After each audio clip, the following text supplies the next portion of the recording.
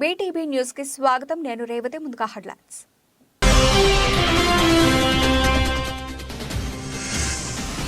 Trump కు మరో shock. అధ్యక్ష ఎన్నికల్లో పోటీకి అనర్హుడిగా ప్రకటించిన మరో రాష్ట్రం.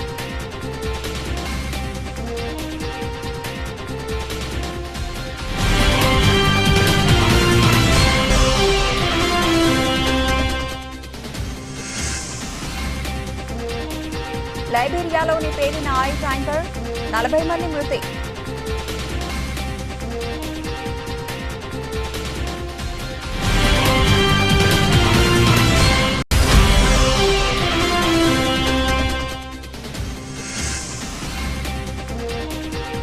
ఉత్తర భారతాన్ని కప్పేసిన పొగమంచు, చలితో వణుకుతున్న ప్రజలు.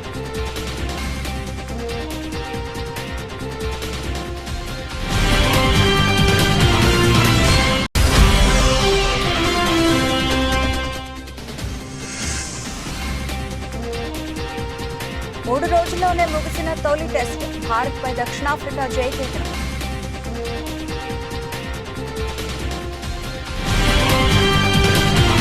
రైట్ డీటెయిల్స్ చూస్తే అమెరికా మాజీ అధ్యక్షుడు ట్రంప్ నకు మరో షాక్ తగిలింది. 2021 జనవరి 6వ తేదీన జరిగిన క్యాపిటల్ హిల్ అటాక్ కేసులో కొలరాడో కోర్టు ఇటీవలే సంచలన తీర్పు వెలువరించిన విషయం తెలిసిందే. రిపబ్లికన్ పార్టీ అధ్యక్ష అభ్యర్థిత్వానికి పోటీ చేసేందుకు ఆయన అనర్హుడని ప్రకటించింది. ఈ నేపథ్యంలో తాజాగా అమెరికాలోని మరో రాష్ట్రం కూడా కొలరాడో కోర్టు తీర్పును పాటించింది. అమెరికా ప్రెసిడెంట్ ప్రైమరీ ఎన్నికల రాష్ట్ర బ్యాలెట్ కు ట్రంప్ అనర్హుడంటూ మైనే రాష్ట్రం గురువారం ప్రకటించింది. ఈ మేరకు ఆ రాష్ట్ర ఎన్నికల అధికారి 2024లో జరగనున్న అమెరికా అధ్యక్ష ఎన్నికల్లో పోటీకి ట్రంప్ను అనర్హుడిగా గురువారం ప్రకటించారు. మైనే అధికారుల తరహాలో మరికొన్ని రాష్ట్రాలు కూడా కొలరాడో తీర్పును పాటిస్తే మాత్రం ట్రంప్ అధ్యక్ష ఎన్నికల పోటీలకు అనర్హుడవుతారు. మరోవైపు కొలరాడో రాష్ట్ర సర్వోన్నత న్యాయస్థానం ఇచ్చిన తీర్పుపై ఆ రాష్ట్ర రిపబ్లికన్ పార్టీ బుధవారం సుప్రీంకోర్టులో అప్పీలు చేసింది. పశ్చిమ ఆఫ్రికా దేశం లైబీరియాలోని టోటోటాలో ఘోర ప్రమాదం జరిగింది. వేగంగా వెళుతున్న ఓ పెట్రోల్ ట్యాంకర్ అదుపు తప్పి రోడ్డు పక్కన బోల్తా పడింది. దీంతో పెట్రోల్ ట్యాంక్ ను గమనించిన స్థానికులు క్షణాల్లో అక్కడికి పెద్ద సంఖ్యలో చేరుకున్నారు. ఇక ట్యాంకర్ నుంచి పెట్రోల్ ను తీసుకునేందుకు స్థానికులు ఎగబడ్డారు. ఈ సమయంలో ట్యాంకర్లో పేలుడు సంభవించింది. దీంతో మంటలో చిక్కుకొని 40 మంది మృతి చెందారు. మరో 83 మంది తీవ్రంగా గాయపడ్డారు. సమాచారం అందుకున్న పోలీసులు ఘటనా స్థలికి చేరుకుని సహాయక చర్యలు చేపట్టారు. మంటలను అదుపు చేశారు. మృతదేహాలను స్వాధీనం చేసుకుని క్షతగాత్రులను చికిత్స నిమిత్తం సమీప ఆసుపత్రులకు తరలించారు. క్షతగాత్రుల్లో చాలా మందికి తీవ్ర గాయాలయ్యాయని, మృతుల సంఖ్య పెరిగే అవకాశం ఉందని వైద్యులు తెలిపారు. దట్టమైన పొగమంచు ఉత్తర భారతాన్ని కప్పేసింది. ఢిల్లీ, ఉత్తరప్రదేశ్, పంజాబ్, హర్యానా, చండీగఢ్, పశ్చిమ మధ్యప్రదేశ్ను మరో 2 రోజుల పాటు దట్టమైన పొగమంచు కమ్మేసే అవకాశం ఉందని వాతావరణ శాఖ తెలిపింది. డిసెంబర్ 31 తర్వాత పొగమంచు క్రమంగా తగ్గుతుందని వెల్లడించింది. దీంతో ఉత్తర భారతదేశంలోని చాలా రాష్ట్రాల్లో చలి వాతావరణం కొనసాగుతోంది. చలిగాలుల ప్రభావం వల్ల వచ్చే జనవరి 4 వరకు కనిష్ట ఉష్ణోగ్రతలు తగ్గే అవకాశం ఉంది. రానున్న 5 రోజుల పాటు ఢిల్లీలో కనిష్ట ఉష్ణోగ్రత 7 నుంచి 8 డిగ్రీల సెల్సియస్గా నమోదయ్యే అవకాశం ఉందని ఐఎండీ తెలిపింది. రవాణా రంగంపై పొగమంచు తీవ్రమైన ప్రభావం చూపుతోంది. విమానాలు, రైళ్లను అధికారులు పెద్ద సంఖ్యలో రద్దు చేస్తున్నారు. మరికొన్ని సర్వీసులు ఆలస్యంగా నడుస్తున్నాయి. విమానాలు, రైల్వేలు, వాహనాల చోదకులు ఫాగ్ లైట్లు ఉపయోగించాలని వాతావరణ శాఖ సూచించింది. తీవ్రమైన చలి ప్రభావం వల్ల నోయిడా, గ్రేటర్ నోయిడాలోని పాఠశాలలకు అధికారులు 2 రోజుల సెలవులు ప్రకటించారు. సాయంపేటకు మొదటిసారిగా విచ్చేసిన భూపాలపల్లి శాసనసభ్యులు గండ్ర సత్యనారాయణరావు కాంగ్రెస్ ప్రభుత్వం అధికారంలోకి వచ్చిన తర్వాత 6 గ్యారెంటీలను అమల్లో భాగంగా సాయంపేట గ్రామ పంచాయతీ ఆవరణ ఏర్పాటు చేసిన సన్మాన సభలో పాల్గొని 6 గ్యారెంటీలను అమలు పత్రాలు ఆవిష్కరించారు. కార్యక్రమంలో స్థానిక సర్పంచ్, మాజీ ఎంపీపీ, ఎంపీడీఓ, ఎంఆర్ఓ అధికారులు, పార్టీ అభిమానులు పాల్గొన్నారు.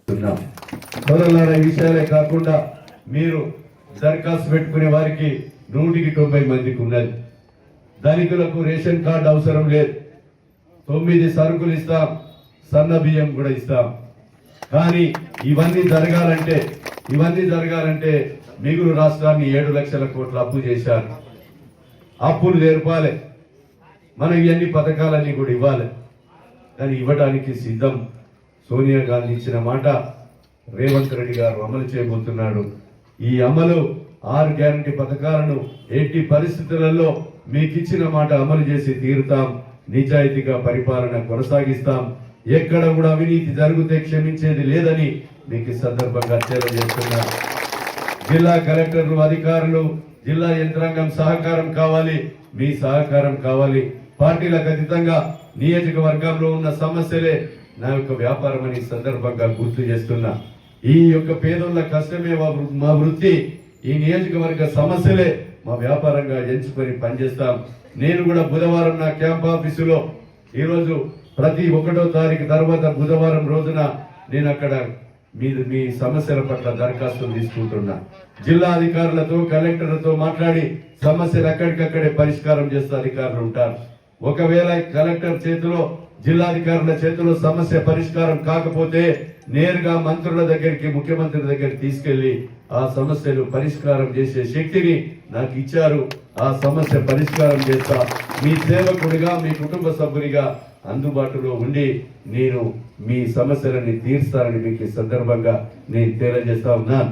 సోదరులారా, ఈ ప్రజాపాలన ఈ సభలో మీరిచ్చేటువంటి దరఖాస్తులన్నీ కూడా కంప్యూటరైజ్ అయి 6వ తారీఖు తర్వాత విచారణ జరిపి అర్హులైన వారందరికీ కూడా రేషన్ కార్డ్స్, అదే విధంగా కొత్త పెన్షన్స్, ఇందిరమ్మ ఇండ్లు, మీకు ఇచ్చినటువంటి గ్యాస్, వంట గ్యాస్ 500, అంతేకాకుండా రైతులకు 24 గంటల కరెంట్ ఇస్తాం. రైతులకు 24 గంటల కరెంట్ ఇచ్చి రేషన్ కార్డు అర్హులైనటువంటి ప్రతి వ్యక్తి ఎవరైతే ఉంటారో వాళ్ళ ఉత్తరాంధ్రకు ఊతమిచ్చేలా, దశాబ్దాల వెనుకబాటును పారద్రోలేలా ప్రపంచ పటంలో శ్రీకాకుళం జిల్లా మూలపేటకు గుర్తింపు తీసుకొచ్చేలా 4,361 కోట్ల రూపాయలతో నిర్మాణం జరుపుకుంటున్న పోర్టుతో శ్రీకాకుళం జిల్లా రూపురేఖలు మారనున్నాయని పరిశ్రమల శాఖ మంత్రి గుడివాడ అమర్నాథ్, మంత్రి సీదిరి అప్పలరాజు, మాజీ టీటీడీ చైర్మన్ వైవి సుబ్బారెడ్డి తదితరులు పేర్కొన్నారు. సంతబొమ్మాళి మండలం మూలపేటలో జరుగుతున్న గ్రీన్ఫీల్డ్ పోర్టు నిర్మాణ పనులను ప్రజాప్రతినిధుల బృందం జిల్లా కలెక్టర్ శ్రీకేష్ లాఠకర్ పోర్టు ఇంజనీర్లతో కలిసి గురువారం సాయంత్రం పరిశీలించారు. శరవేగంగా జరుగుతున్న పనుల పట్ల సంతృప్తిని వ్యక్తం చేశారు. విజయనగరంలో ఒక మెడికల్ కాలేజ్ పూర్తి చేశాం. సాలూరులో ట్రైబల్ యూనివర్సిటీ నిర్మాణం జరుగుతా ఉంది. విశాఖపట్నం హార్బర్ కి 150 కోట్లతో ఆధునీకరణ చేస్తా ఉన్నాం. నర్సీపట్నంలో ఒక మెడికల్ కాలేజ్ నిర్మాణం జరుగుతా ఉంది. పూడిమడకలో హార్బర్ నిర్మాణం జరుగుతా ఉంది. Chintapalli, Bheemili, Rajayipeta, Dondavaka fish landing centres నిర్మాణం పనులు మొదలు కాబోతా ఉన్నాయి. విశాఖపట్నంలో పేరుగాంచినటువంటి ఒక అదాని డేటా సెంటర్ కావచ్చు, ఒక ఇన్ఫోసిస్ క్యాంపస్ కావచ్చు, ఇలా చెప్పుకుంటూ పోతే మా నాయకుడు ఈ ప్రాంతానికి, ఈ జిల్లాకి, ఈ ఉత్తరాంధ్రకి, ఈ ఉద్యమాల గంటకి చేసినటువంటి ప్రతి పనిని కూడా సగర్వంగా రొమ్ము విరిచి మేము చెప్పగలం. ఎవరైనా చెప్పగలం తెలియజేస్తున్నాడు. 14 సంవత్సరాలు ముఖ్యమంత్రిగా చేసినాడు, 3 సార్లు ముఖ్యమంత్రిగా చేశాం. ఇదిగో ఈ పని నేను ఉత్తరాంధ్ర ప్రజలకు చేశానని చేతనైతే ఎవరికైనా సరే దమ్ముంటి తీసుకెళ్లి చూపించండి. మన వ్యవస్థ ఉన్నాం కదా, మొత్తం అందరం కూడా ఒక టీం మాదిరి. ఇందులో సర్పంచ్లు ఉన్నారు, ఎంపీటీసీలు ఉన్నారు, ఎమ్మెల్సీలు ఉన్నారు, ఎమ్మెల్యేలు ఉన్నారు, మంత్రులు ఉన్నారు, పార్టీ పెద్దలు ఉన్నారు, అధికారులు ఉన్నారు. అందరం కూడా చాలా సమిష్టిగా వెళ్ళి ఇదిగో మేము చేసినటువంటి కార్యక్రమం. ఈ జిల్లా యువకులందరూ నేను తెలియజేయాలనుకుంటాం. ఈ రాష్ట్రంలో అత్యధిక కాలం పరిపాలించినటువంటి ముఖ్యమంత్రి చంద్రబాబు నాయుడు. మరి అలాగనే ఈ ఉత్తరాంధ్రలో ఉన్నటువంటి 3 జిల్లాలు మరింత వెనుకబడిపోవడానికి కారణం కూడా చంద్రబాబు నాయుడు. ఈ మాట ఎందుకు ఇంత గట్టిగా చెప్తా ఉన్నానంటే, ఈ ఒక్క పోర్టు గురించే మాట్లాడుకుంటే ఇది 4 దశాబ్దాల కాలం. 4 దశాబ్దాల కాలం ఇది. ఈ 4 దశాబ్దాల్లో 14 సంవత్సరాలు ముఖ్యమంత్రిగా చేసింది చంద్రబాబు. నీకెందుకు సాధ్యపడలేదు? ఆరంభ సూరత్వంతో శంకుస్థాపనలు చేసే పునాది రాళ్లు వేసి వదిలివేయడం తమ పార్టీ ఎప్పుడూ చేయదని అన్నారు. అభివృద్ధి కార్యక్రమాలకు శంకుస్థాపన చేయడమే కాకుండా వాటిని పూర్తి చేసి ప్రజలకు అందుబాటులోకి తీసుకువచ్చే ఘనత రాష్ట్ర ముఖ్యమంత్రి వైఎస్ జగన్మోహన్ రెడ్డికి దక్కుతుందని youth wing zonal incharge Avanapu Vikram అన్నారు. గురువారం నెల్లిమర్ల నియోజకవర్గం జరజాపుపేటలో పట్టణ ప్రాథమిక ఆరోగ్య కేంద్రాన్ని ఉప ముఖ్యమంత్రి, పంచాయతీరాజ్ శాఖ మంత్రి బూడి ముత్యాల నాయుడు, పార్లమెంటు సభ్యులు బెల్లాన చంద్రశేఖర్, నెల్లిమర్ల ఎమ్మెల్యే ఒడ్డుకొండ అప్పల్ నాయుడు, శాసన మండలి సభ్యులు డాక్టర్ సురేష్ బాబు ప్రారంభించారు. ఉద్దేశంతో ప్రతి గ్రామంలో వాళ్ళ ఇంటి దగ్గరికి ఫ్యామిలీ డాక్టర్ కాన్సెప్ట్ కానివ్వండి, ఇలా అర్బన్ పిహెచ్సీలు కానివ్వండి, అవన్నీ ఓపెన్ చేయడం జరుగుతుంది. మరి మీరందరూ జగన్మోహన్ రెడ్డి గారు చేసిన ఈ యొక్క కార్యక్రమాలని మీరందరూ గుర్తించి ఆయనకు మీ ఆశీర్వాదం ఉండాలని మనస్ఫూర్తిగా కోరుకుంటున్నాను. అలాగే మన శాసనసభ్యులు బడుగొండ అప్పలనాయుడు గారు నిత్యం ప్రజలతోని మీ గ్రామస్తులతోని అందరితోని కలిసిమెలిసి వెళ్ళిపోయే నాయకుడు ఆయన. మనం ఎమ్మెల్యే అనకుండా అప్పలనాయుడు గారు అంటే ఎందుకంటే అంత క్లోజ్గా మన అందరితో ఆయన మెయింటైన్ అవుతారు. అందరితోని చిన్న పెద్ద అందరితో కూడా చాలా సన్నిహితంగా చాలా ఉత్సాహంగా నడిపే నాయకుడు ఆయన. మరి అభివృద్ధిలో కానీ దేంట్లో కానీ ఆయన ఎక్కడ నెల్లిమల్ నియోజకవర్గంలో ఎక్కడ వెనకడుగు వేయట్లేదు. అందులో భాగంగానే ఒకటి మనం గుర్తించాలి, శంకుస్థాపన చేయడం కాకుండా అనుకున్న కార్యక్రమాన్ని వెంటనే ఓపెన్ చేసి చూపించిన ఘనత మన అప్పలనాయుడు గారిది, అలాగే మన రాష్ట్ర ముఖ్యమంత్రి గారిది మనం తెలియజేసుకుంటున్నాం. ప్రతి ఒక్కరు నాయకులు గతంలో జరిగిన చూసాం మనం. శంకుస్థాపనకే పరిమితమైన ప్రభుత్వం గత ప్రభుత్వం. శంకుస్థాపన చేయడం కాకుండా నిదర్శనంగా మనకి ఓపెన్ అయినం కూడా ఇది ఒక నిదర్శనం అని మీ అందరికీ నేను తెలియజేసుకుంటున్నాను. మళ్ళీ ఇలాంటి ప్రభుత్వాన్ని మనందరం ఆశీర్వదించి మళ్ళీ మన జగన్మోహన్ రెడ్డి గారిని ముఖ్యమంత్రి చేయాలని, అలాగే మన శాసనసభ్యులు బడికొండ అప్పలనాయుడు గారిని మరొకసారి మన ఎమ్మెల్యేగా గెలిపించాలని ఈ సభావేదికగా మీ అందరికీ తెలియజేసుకుంటూ, అలాగే ఆరోగ్యశ్రీకి కానీ ఒక ముఖ్య ప్రాధాన్యత మన ప్రభుత్వం ఇవ్వడం జరుగుతుంది. అందులో భాగంగా ఈరోజు 25 లక్షల రూపాయలకు విలువైన వైద్యాన్ని ఉచితంగా ప్రతి పేదవాడికి అందించే కార్యక్రమాన్ని రీసెంట్గా కాంగ్రెస్ ప్రభుత్వం ప్రజా సంక్షేమం కోసం ఇస్తున్న 6 గ్యారంటీ పథకాల కోసం సామాన్య నిరుపేద ప్రజలు ఏ లీడర్కు మస్కా కొట్టాల్సిన పని లేదని, ఎమ్మెల్యేతో సహా అధికారులు నాయకులు అందరూ మీ సేవకులని, అర్హులకు అందరికీ ప్రభుత్వ సంక్షేమ పథకాలు అందుతాయని, ఇదే ప్రజాపాలన ఉద్దేశమని షాద్నగర్ ఎమ్మెల్యే వీర్లపల్లి శంకర్ అన్నారు. ప్రజాపాలన కార్యక్రమం ప్రారంభోత్సవం సందర్భంగా షాద్నగర్ పట్టణ మున్సిపాలిటీ పరిధిలోని 10, 11 వార్డుల్లో సంయుక్తంగా నిర్వహించిన ప్రజాపాలన ప్రారంభోత్సవ కార్యక్రమానికి ముఖ్య అతిథిగా ఎమ్మెల్యే వీర్లపల్లి శంకర్ హాజరయ్యారు. ఆ లక్ష్యాన్ని చేరలేకపోయినాం కాబట్టి ఈరోజు ఆ ప్రభుత్వం నిరంకుశత ప్రభుత్వం, నియంత్రిత ప్రభుత్వం, ఒక కుటుంబ పాలన, అప్రజాస్వామిక పరిపాలన కొనసాగించారు కాబట్టి, పరిపాలన గాడి తప్పింది కాబట్టి సంక్షేమం లేదు, అభివృద్ధి లేదు.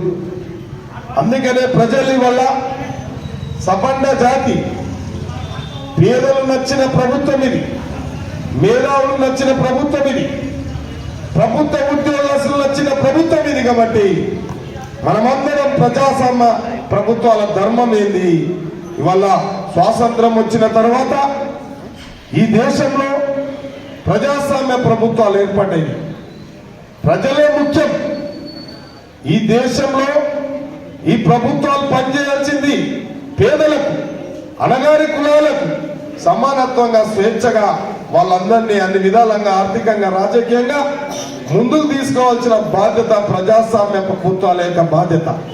గత పాలకులు మీరందరూ చూసారు, ఈ 10 సంవత్సరాలు ఎక్కడిదక్కడ నియంత్రిత ధోరణితో పోయిన ప్రభుత్వాలకు ఇవాళ ప్రజలు మెచ్చిన ప్రభుత్వం కాబట్టి ఇవాళ ఈ ప్రజా పరిపాలనలో ఈ యొక్క కార్యక్రమం వారికి ఏ అవసరం ఉన్నా, నిజమైన అర్హత కలిగిన ప్రజలు ఎవరున్నా ఈ పార్టీ ఆ పార్టీ కాదు.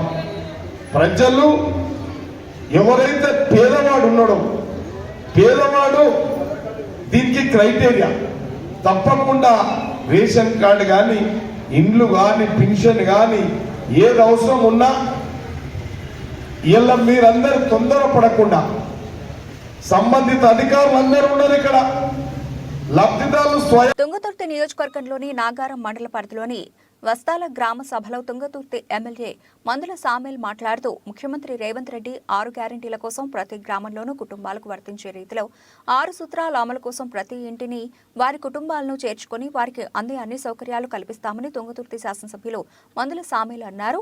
ఈ కార్యక్రమంలో పలువురు అధికారులు, ప్రజలు పాల్గొన్నారు.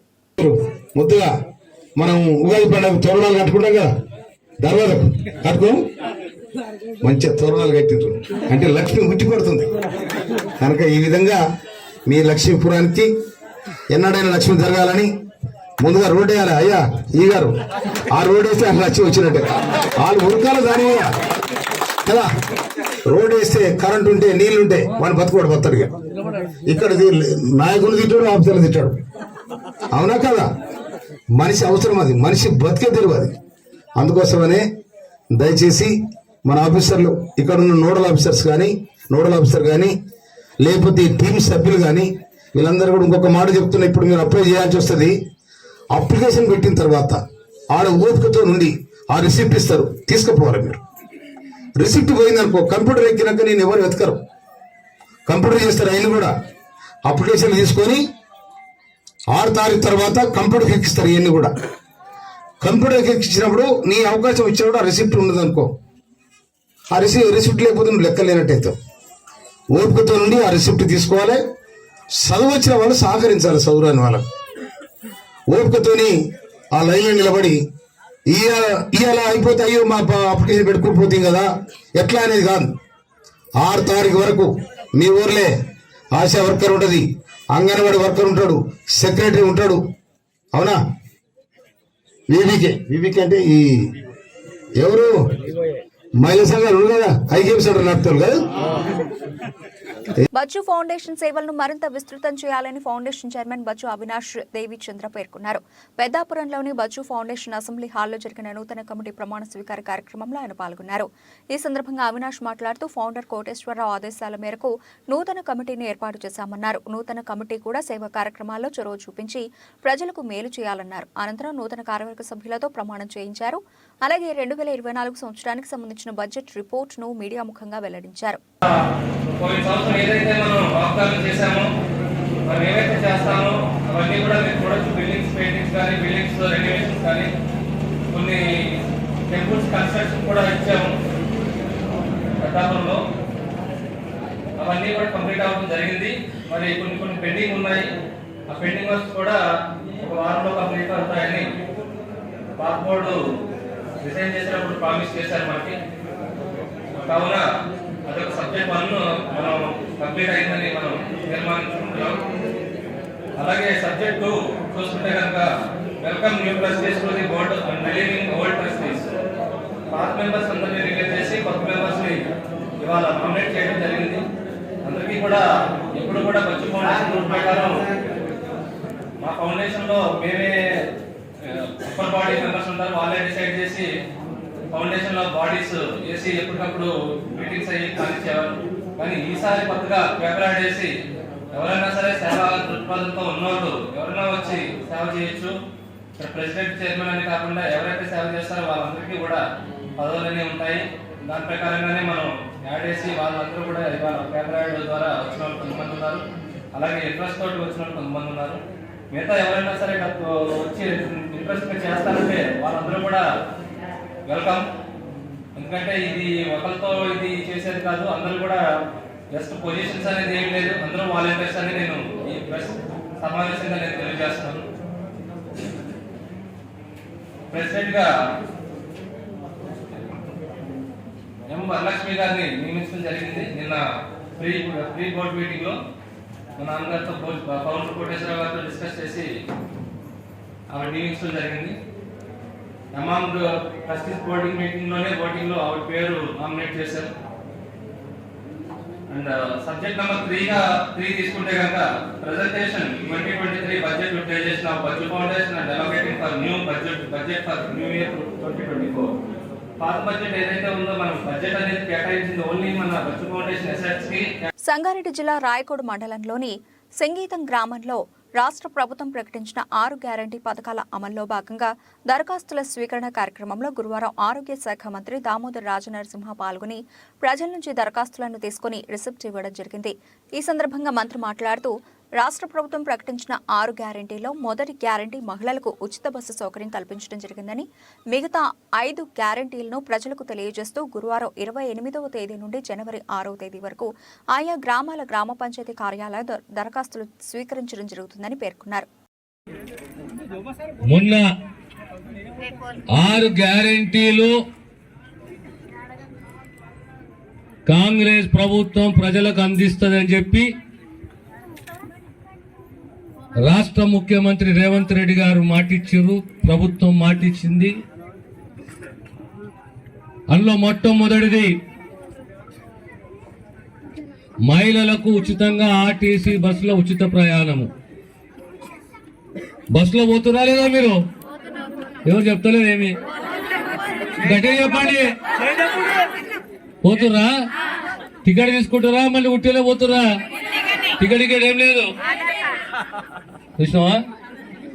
మొట్టమొదటి అంశము తెలంగాణ మహిళలు ఆడబిడ్డలు ఆర్టీసీ బస్సులో ప్రభుత్వ బస్సులో ప్రయాణిస్తే ఆ ప్రయాణము ఉచితము.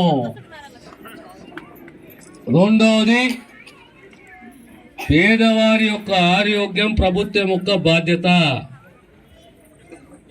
ఆరోగ్యశ్రీ అనే పథకంలో 5 లక్షలు కాదు, ఇప్పుడు 10 లక్షల వరకు ప్రభుత్వం వెచ్చిస్తుంది మీ ఆరోగ్యానికి సంబంధించి.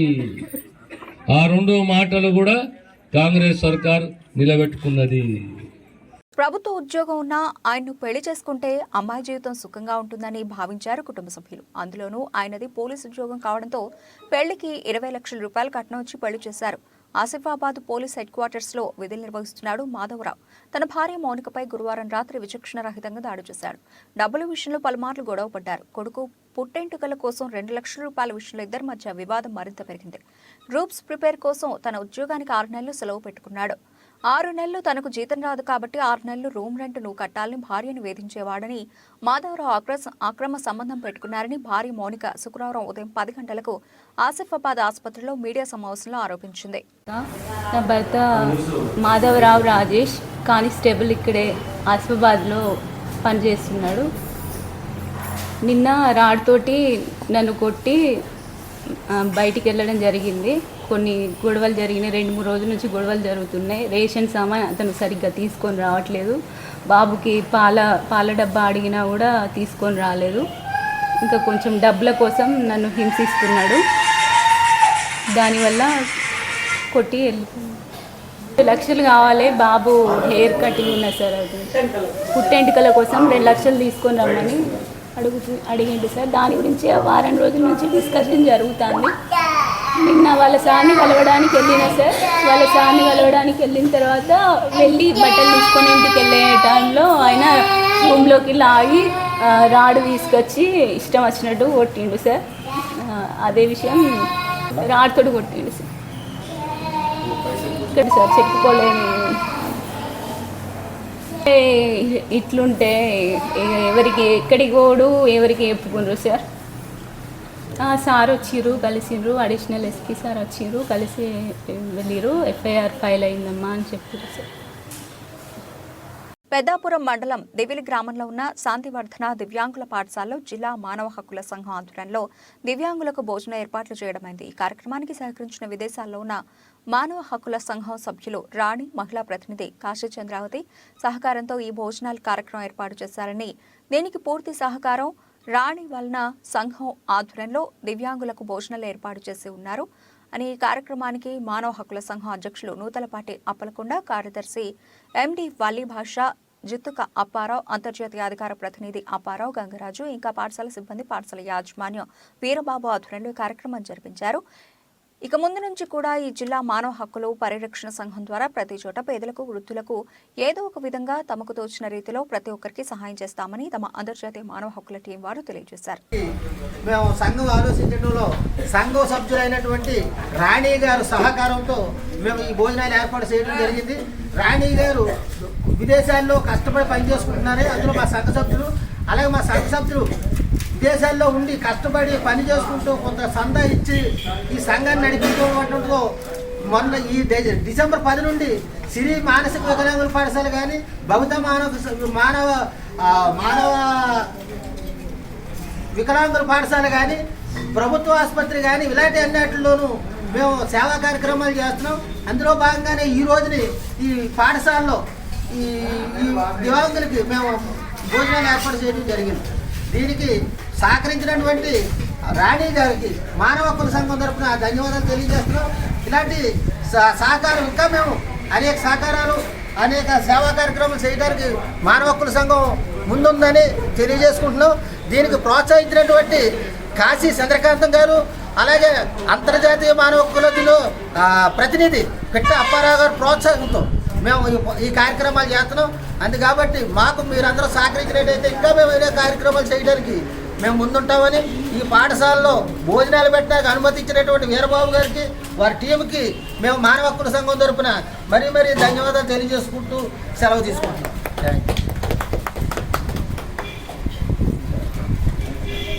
అంతర్జాతీయ ట్రెండ్ సానుకూలత, దేశీయ ఆర్థిక ఫండమెంటల్స్ బలపడుతున్న సంకేతాలతో భారత స్టాక్ మార్కెట్ రికార్డుల పరంపర కొనసాగుతోంది. వరుసగా 5వ రోజు బలమైన ర్యాలీ జరిగింది. డిసెంబర్ డెరివేటివ్ సిరీస్కు గురువారం ముగింపు రోజైనప్పటికీ స్టాక్ సూచీలు ఏమాత్రం ఒడిదుడుకులకు లోను కాకుండా సరికొత్త రికార్డు స్థాయిల్ని నెలకొల్పాయి. బీఎస్ఈ సెన్సెక్స్ మరో 372 పాయింట్లు జత చేసి 72,410 పాయింట్ల వద్ద ముగిసింది. ఇదే బాటలో ఎన్ఎస్ఈ నిఫ్టీ 21,700, 21,800 పాయింట్ల స్థాయిల్ని మొదటిసారిగా దాటేసింది. 124 పాయింట్ల లాభంతో 21,778 పాయింట్ల వద్ద ముగిసింది. ఇంట్రాడేలో ఈ సూచీ 21,801 పాయింట్ల వద్ద కొత్త రికార్డును సృష్టించింది. 5 ట్రేడింగ్ రోజుల్లో సెన్సెక్స్ 1,904 పాయింట్లు, నిఫ్టీ 628 పాయింట్లు చొప్పున లాభపడ్డాయి. ప్రపంచ మార్కెట్ల ముడి చమురు ధర $78 స్థాయికి తగ్గడంతో పాటు అంతర్జాతీయ సానుకూల సంకేతాలతో ఇన్వెస్టర్లు కొనుగోళ్లు జరిపారని విశ్లేషకులు చెప్పారు. ప్రత్యర్థి బ్యాటర్లు గంటల కొద్దీ క్రీజులో పాతుకుపోయి మంచినీళ్ల ప్రాయంలా పరుగులు రాబట్టిన చోట మన స్టార్లు కనీస పోరాటం కనబరచలేకపోయారు. తొలి ఇన్నింగ్స్లో పిచ్ బౌలర్లకు సహకరించింది అని సర్ది చెప్పుకున్న మంచి ఎండకాసే బ్యాటింగ్కు అనుకూలంగా కనిపించిన సమయంలో రెండో ఇన్నింగ్స్లో మన వాళ్లు పూర్తిగా తేలిపోయారు. డకౌట్లో ఏదో ముఖ్యమైన పని ఉన్నట్లు ఒకరి వెంట ఒకరు పెవిలియన్కు వరుస కట్టారు. ఫలితంగా 3 రోజుల్లో ముగిసిన బాక్సింగ్ డే టెస్ట్లో భారత ఇన్నింగ్స్ 32 పరుగుల తేడాతో దక్షిణాఫ్రికా చేతిలో ఓడిపోయింది. బులెటిన్ ముగించే ముందు హెడ్లైన్స్ మరోసారి.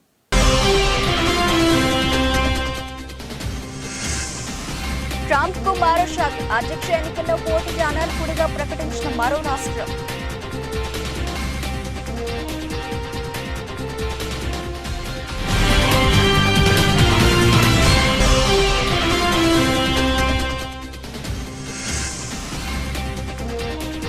లైబీరియాలోని పేలిన ఆయిల్ ట్యాంకర్, 40 మంది మృతి.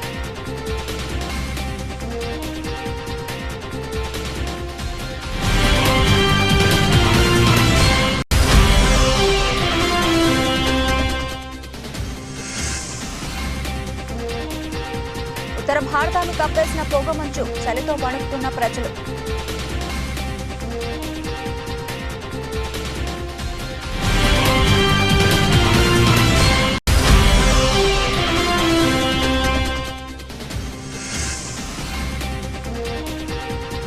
మూడు రోజుల్లోనే ముగిసిన తొలి టెస్ట్, భారత్పై దక్షిణాఫ్రికా జయకేతనం.